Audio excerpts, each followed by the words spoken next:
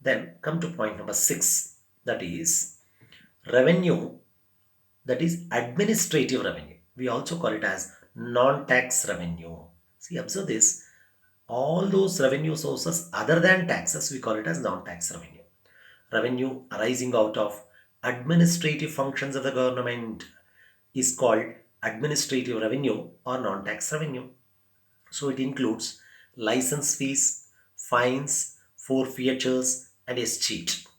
So here, such license fees is clear. Fine, some idea we have. What exactly this term forfeiture and escheat mean?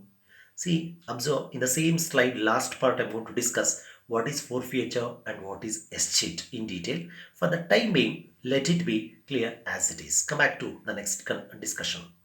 Government authorities earn fees for providing some particular services like registration of births and deaths by municipal authorities. For example, municipal authorities like town municipalities, city corporations, they provide certain services like registration of births and deaths.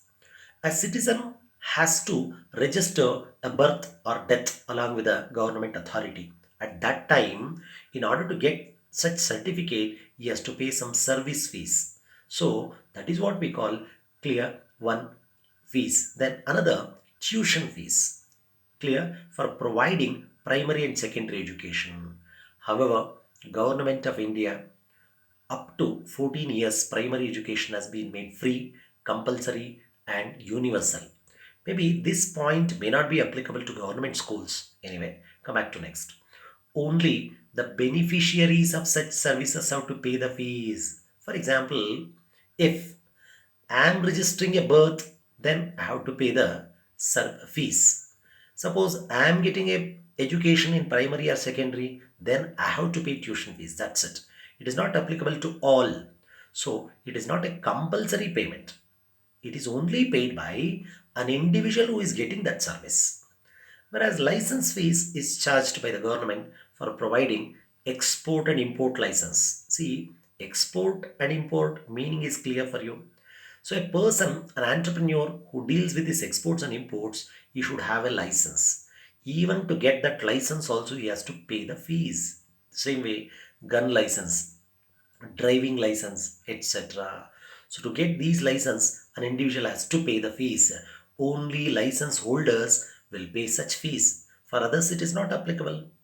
Different types of fines and penalties are imposed on lawbreakers. When I say lawbreakers, clear? Imagine the fine which is imposed by the traffic police for clear signal jumps or driving without DL, such others. For example, in the present day situation, outbreak of corona virus, that is, it is a medical emergency.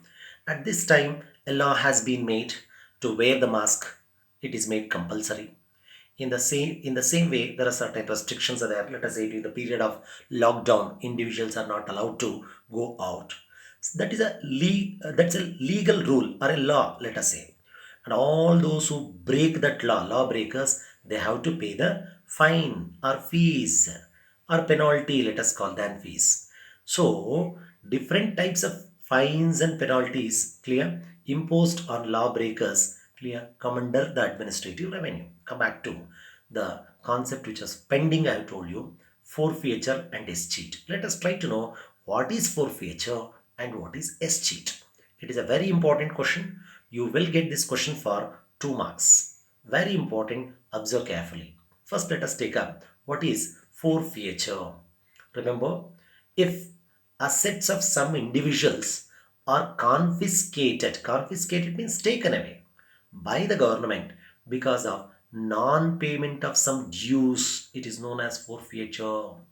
For example, person X, he has some property, but he has not paid the tax, or let us say property tax, for a long duration in spite of several reminders. In such cases, government has an authority to give legal notice and confiscate such property. So such properties which have been confiscated for not paying the due or tax, we call it as forfeiture. So I hope the concept is clear. Observe this once again. Forfeiture refers to if assets of some individuals are confiscated by the government because of non-payment of some dues. It is known as forfeiture. Now come to escheat. Let us try to know what is escheat. If the owner of any property dies intestate and hairless, HEIR hairless. What is it? I'll tell you. Continue. Then confiscation of that property by the government is known as escheat. Let us say a property owned by person X. Let us assume he is not having clear children. So, hairless, HEIR hairless refers to successors, children. Intestate, neither he has nominated clear a person to get his property, nor he is having his own children. In that case, remember, such property will be taken over by the government. That we call it as escheat. Observe, if the owner of any property dies intestate and hairless, then confiscation of that property by the government is known as escheat. You observe both forfeiture and escheat. In both the cases, you can find one common feature. Common feature is that confiscation. So here also property is confiscated. In the second case also property is confiscated. But the reason is different. In the first case, property is confiscated because of not paying the dues or taxes. In the second case, escheat, property is confiscated because the owner of the property has died intestate or hairless. Now, let us move on. Taxes, nature, and significance. See, so far we learned different sources of public revenue. So, it is a time for us to know different types of taxes and meaning, clear nature and significance. So, first let us try to know what is tax. Remember, a tax is defined as a compulsory payment made by the citizens of the country to the state. Simple definition. That is, compulsory payment made by the citizens of the country to the state. However, nature of taxes, let us discuss. First point, compulsory payment. See, in the very definition itself, we have used this word compulsory payment. Let us try to discuss what exactly this term mean. So, tax is a compulsory payment. It is not up to the citizens to decide whether he should or should not pay the tax. So that means he has got no option. He has to pay the tax. In fact, if a citizen is liable to pay tax but does not pay it, then the government may take legal action against him or her. See, first thing, it is compulsory. Second, it is not up to the individuals to decide. He has to pay. There's no other option. Suppose citizen is supposed to pay but he has not paid the tax. In that case, the government can take legal action against him and ask him or her to pay the tax. Come to point number 2. That is not an exchange relationship. For example, assume a buyer goes to a shop, let us say a grocery shop or XYZ shop. He pays 100 rupees, let us say, and purchases a good worth of 100 rupees. That means here exchange relationship is there. Individual or a buyer gives 100 rupees to the shopkeeper and brings a goods worth of 100 rupees in the sense that there is exchange relationship. But here in taxes, there is no such exchange relationship. Although the state imposes taxes in order to cover expenses of administration, there is there is there is no such specific promise given. See, there is some error. Observe, it should be there is no specific promise given by the state as to the benefits that citizens may expect in return. In the sense that individual will pay the tax, that's it. They cannot expect any results from the other end. Thus, in the sense that direct reward we may not get. That is what we call that. Observe. Thus, there is no quid pro quo. I repeat, quid pro quo. That is no relationship of equivalent exchange, which means that if I pay 1,000 rupees tax to the government, I cannot expect the direct reward of 1,000 rupees to me only. No exchange relationship included. Now let us move on to the third point under the nature. That is, no fixed basis of taxation. No fixed basis. Observe.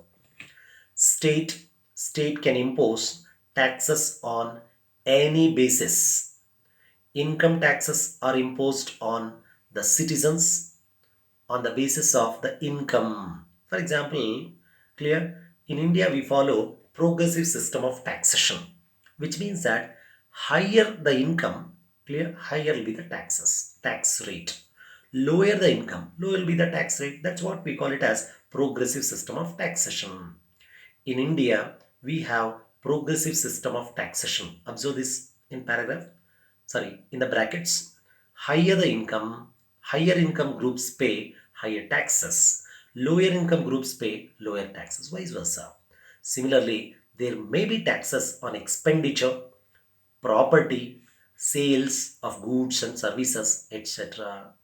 It is up to the state to decide the basis of taxation. On what basis they will pay, they will impose. It is up to the state. When I say state, government. Now come to purposes and significance of taxation.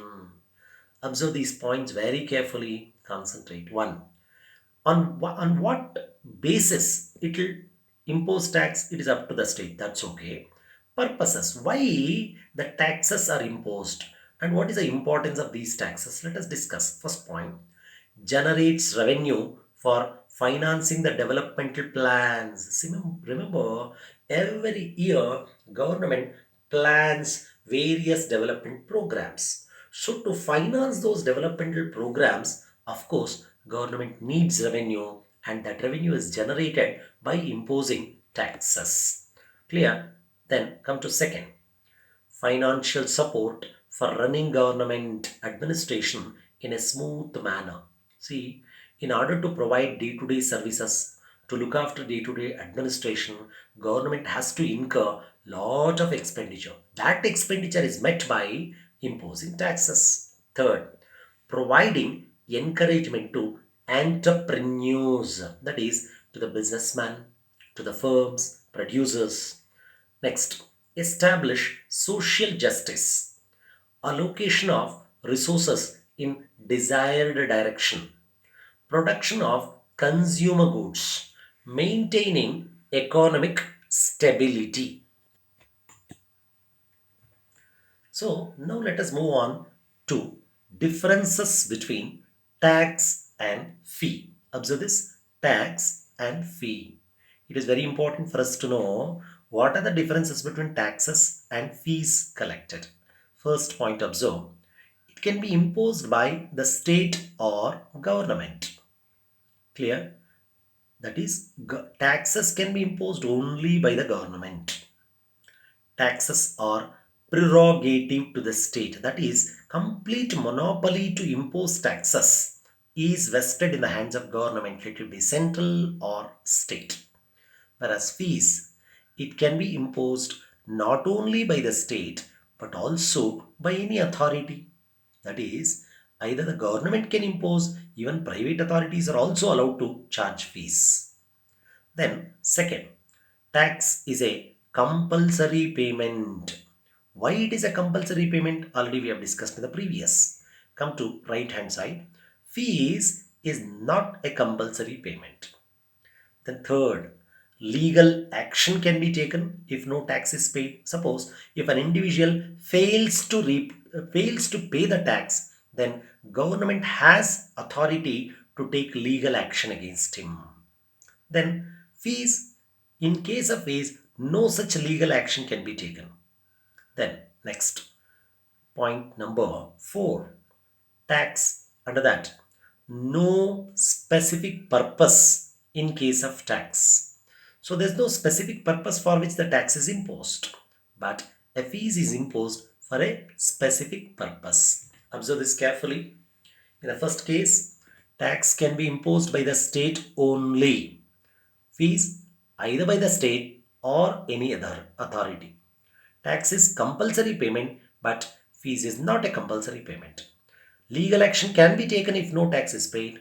Here, fees, no such legal action can be taken. And no specific purpose in case of tax, but fees, there is a specific purpose for which the fees is imposed. So, learn these 4 points properly, practice well. Thank you.